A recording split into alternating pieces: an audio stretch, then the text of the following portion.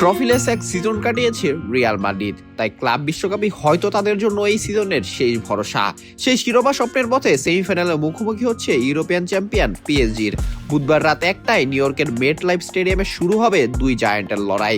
তবে মাঠের লড়াইয়ের আগে এক অনাকাঙ্ক্ষিত বিড়ম্বনায় পড়তে হয়েছে লস ব্লাঙ্কোসদের।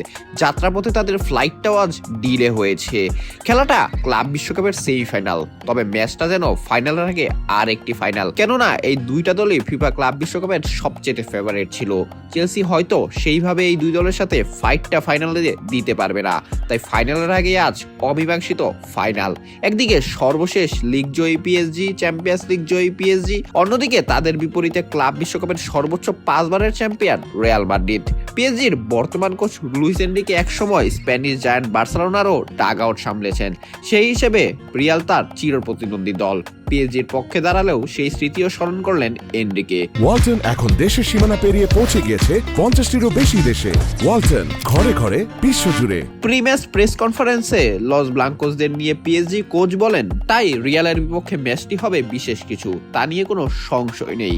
এই ধরনের ম্যাচ খেলতে আমরা মুখিয়ে থাকি, আমরা সেটা পছন্দ করি, কারণ এর মানে আমরা নিজেদের কাজটি করতে পেরেছি এবং সেমিফাইনালের মতো ম্যাচ খেলার জায়গায় আসতে পেরেছি। প্রতিবারের মতো এবারও তাই এনরিকের সামনে তোলা হয়েছে এমবাপ্পে রিলেটেড কোয়েশ্চেন। সেই জবাবে এনরিকে বলেন, অন্য সময় হলে হয়তো আমি কৌশলী উত্তর দিয়ে এড়িয়ে যেতাম, তবে এই প্রশ্ন নিয়ে অতীতেও আমি কথা বলেছি, তাই আজ আর কথা বলতে চাই না, কেবল ভবিষ্যৎ নিয়েই ভাবছি। আপাতত আবহাওয়া, কন্ডিশন এগুলো একপাশে রাখলেও এমবাপ্পের রোমান্সটা কোনোভাবেই বাদ দেওয়া যাবে না। এমবাপ্পে পিএসজি ছেড়ে রিয়াল মাদ্রিদে এসেছিলেন চ্যাম্পিয়ন্স লিগ জেতার জন্য।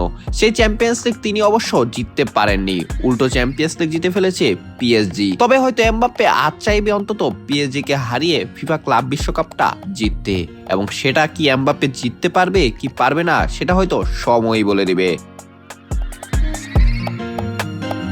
অঙ্কুর গমেজ, বিডি আর্কাইভ স্পোর্টস।